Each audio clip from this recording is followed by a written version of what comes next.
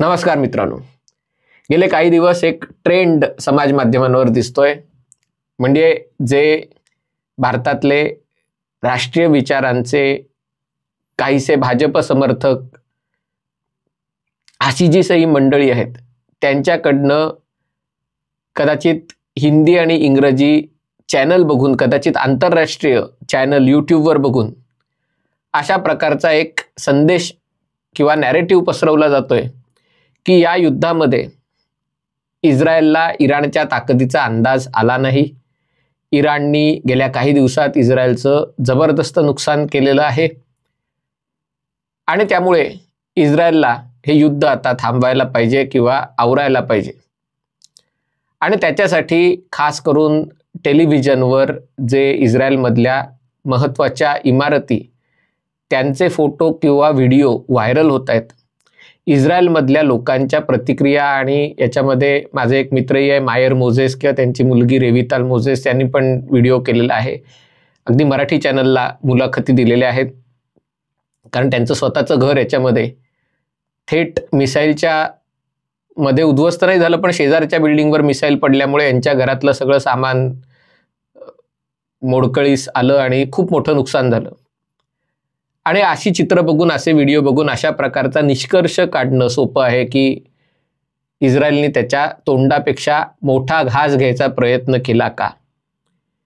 इराणशी युद्ध आपल्याला परवडणार नाही याची जाणीव इस्रायलला नव्हती का? कारण इराण हा काही हमास नाही आहे, इराण हा काही हिजबुल्ला नाही आहे. आणि हे खरं आहे, कारण इराणचा आकार हा इस्रायलच्या जवळपास 75 पट इतका मोठा आहे आणि इराणची लोकसंख्या इस्रायलच्या 9 पट एवढी मोठी आहे, 8 ते 9 पट. म्हणजे बघा, आकार आणि लोकसंख्येत त्याच्यातही मोठा फरक आहे. आकार जवळपास 75 पट इतका मोठा आहे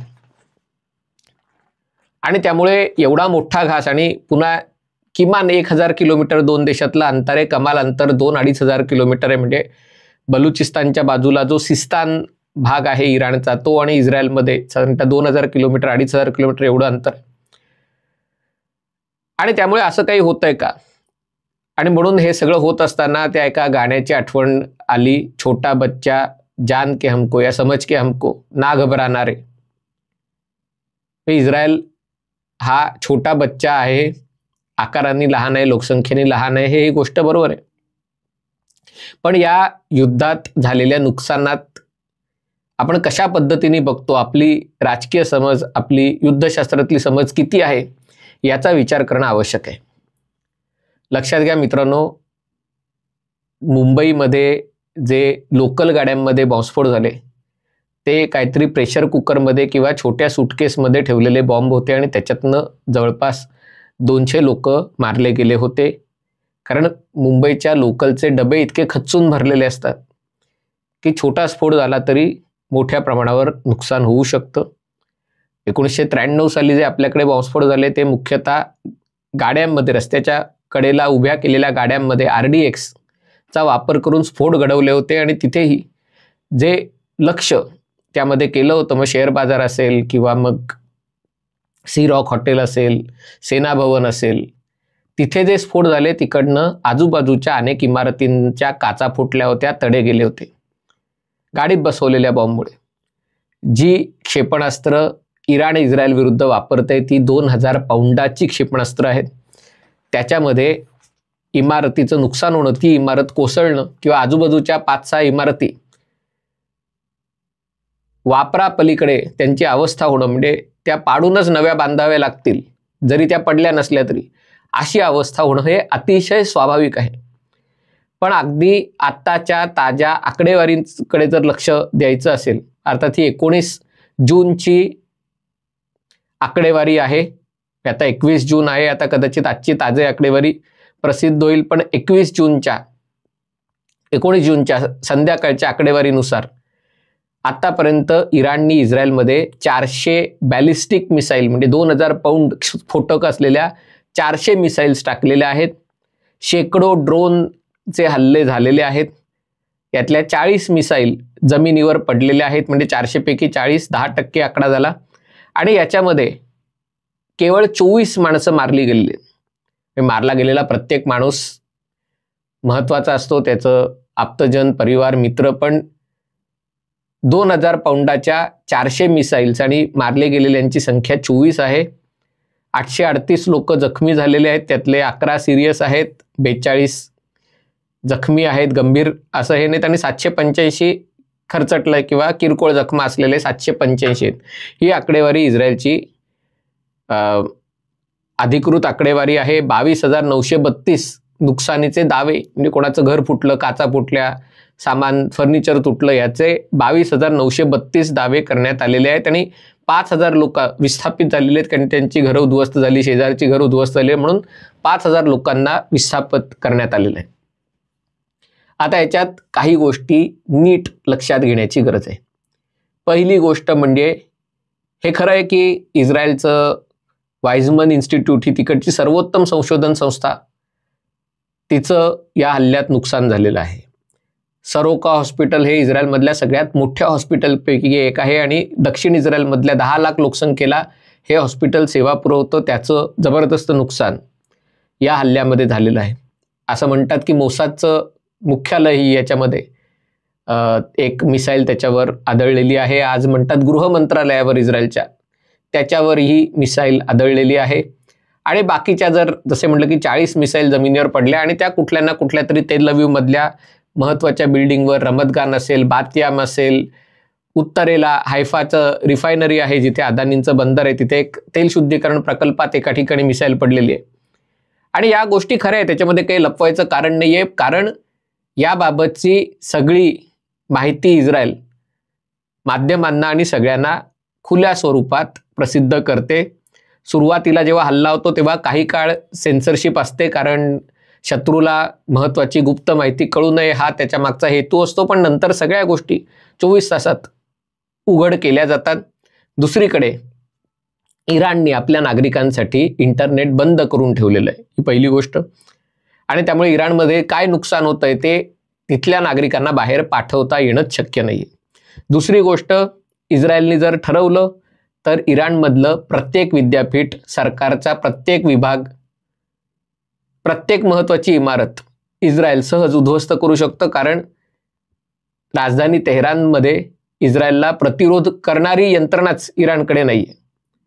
पण तरी देखील इस्रायल या गोष्टींवर हल्ला करत नाही आहे, कारण त्यांच्यासाठी जो धोका आहे, इराणची अण्वस्त्र निर्मितीची जी प्रयत्न चालू आहेत, तो धोका आहे. आणि जे लोक याच्यामध्ये सहभागी आहेत, त्याच्यामध्ये लष्करी अधिकारी, त्याच्या इंटेलिजन्सचे अधिकारी, वैज्ञानिक, हा जो धोका आहे त्यांनाच फक्त इस्रायल लक्ष्य करतंय. दुसरीकडे इराण इस्रायलच्या नागरी वस्तींवर हल्ला करते.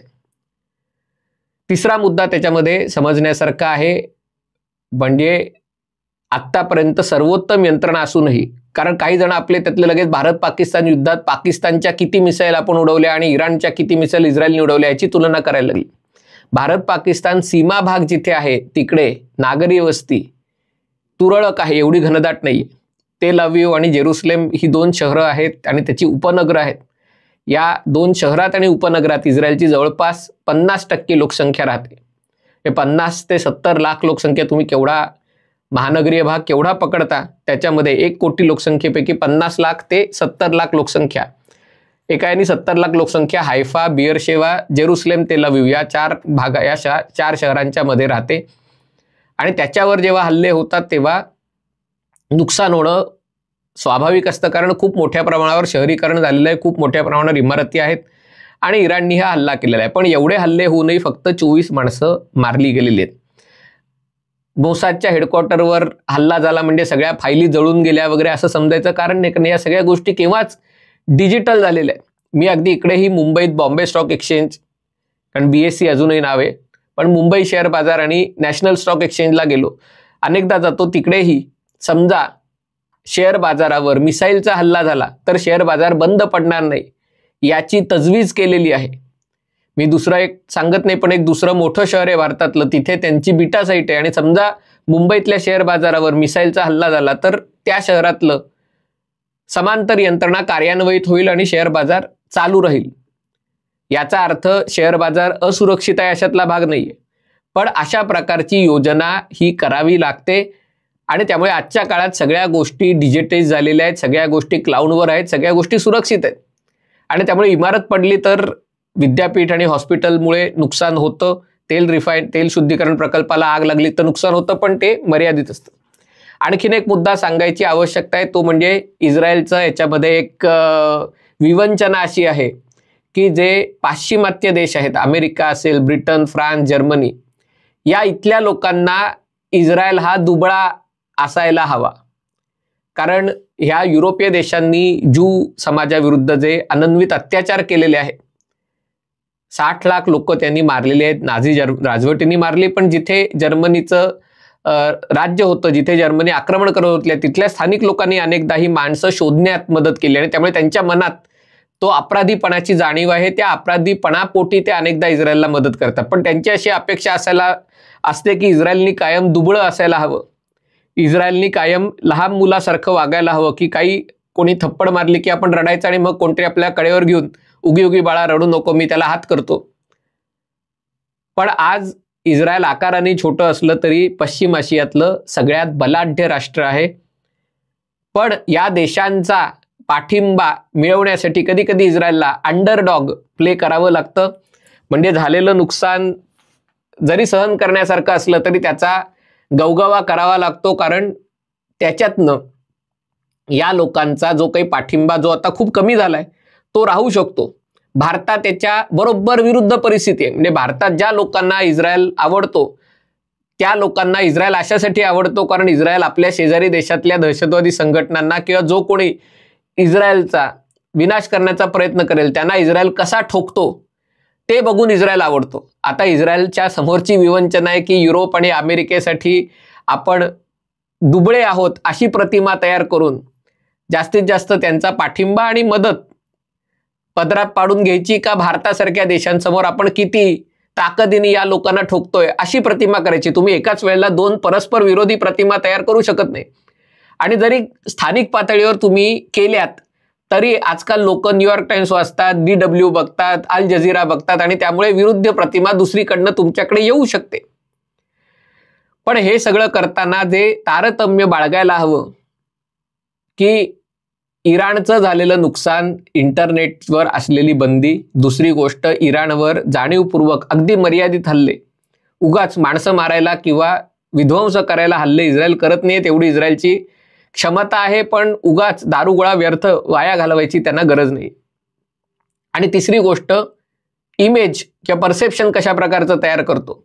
पण त्याच्यामुळे आपल्याकडच्या जर काही राष्ट्रीय विचारांच्या लोकांच्या मनातही ही शंका होत असेल आणि त्याला अर्थातच तो अमेरिका पाकिस्तान यांच्यातले वाढते संबंध आणि या सगळ्या गोष्टींची किनार आहे आणि त्यामुळे असे विचार आले तर मी काही त्याला हरकत घेत नाही.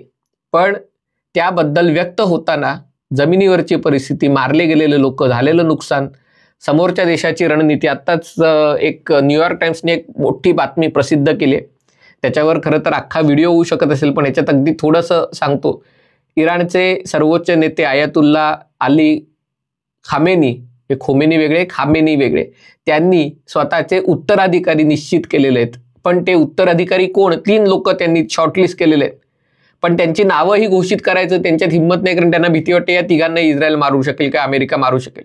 म्हणून ते आता अज्ञातवासात गेलेत. ते कुठलाही मोबाईल, इलेक्ट्रॉनिक कुठलीही गोष्ट वापरणार नाही, कारण त्यांना भीती वाटते हे वापरलं तर आपल्यापर्यंत अमेरिका किंवा इस्रायल पोचू शकेल आणि त्यामुळे ते अज्ञातवासात गेलेले आहेत. आणि त्यामुळे मला जर काही झालं तर हे 3 उत्तराधिकारी यांच्यातनं निवड करा असं त्यांनी सांगितलेलं आहे. याशिवाय लष्कराचे आणि गुप्तहेर संस्थांचेही अनेक संभाव्य उत्तराधिकारी, म्हणजे हा मारला गेला तर तो मारला गेला तर तो, अशा गोष्टी जेव्हा तुम्ही करता, जेव्हा तुम्हाला प्रचंड भीती असते तेव्हा तुम्ही अशा गोष्टी करू शकता.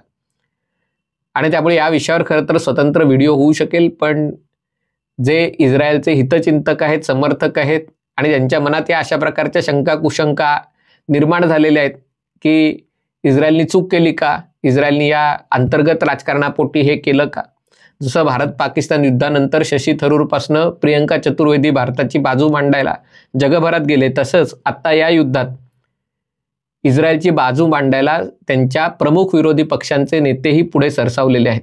आणि त्यामुळे इथले जे कोणी उष्ट खरकटं खाणारे, पत्रावळी चाटणारे पत्रकार जर असं काही चित्र तयार करत असतील की नेतान्याहूंनी स्वतःच्या स्वार्थासाठी हे केलंय, सत्तेत टिकून राहण्यासाठी हे केलंय, तर त्यांनी जरूर इस्रायलच्या प्रमुख विरोधी पक्षांच्या नेत्यांनी दिलेल्या मुलाखती त्यांचं समाज माध्यमांवरची हँडल्स बघावीत आणि आपला गैरसमज दूर करून घ्यावा. मला असं वाटतं की युद्ध कोणासाठी चांगलं नसतं. युद्ध हे कटू वास्तव असतं, पण ही अशी संधी, हे युद्ध हे काही बुद्धिबळाच्या चालीसारखं नसतं की त्यांनी एक चाल खेळल्यावर तुम्ही एक चाल खेळायची. जेव्हा संधी असते, ही संधी अनेकदा तुम्हाला वर्षानुवर्ष मिळत नाही, पण जेव्हा मिळते तेव्हा जर तुम्ही ती सोडलीत तर तुमच्यासारखे करंटे तुम्हीच ठरतात. आणि मग ही संधीचा फायदा घेताना, वापर करताना जरी जगाने तुम्हाला नावं ठेवली तरी ती टीका सहन करायची तुमच्यात ताकद पाहिजे. कारण जी संधी मिळते तेव्हाच तुम्हाला तुमचं राष्ट्रीय हित राखण्यासाठी 4 पावलं पुढे जाता येतात. आत्ता इस्रायल नेमकं तेच करत आहे. हा व्हिडिओ आपल्याला आवडला असेल तर कृपया लाईक करा, शेअर करा आणि चॅनल सबस्क्राईब करण्याची विनंती. तुर्तास इथेच थांबतो. पाहत रहा MH48.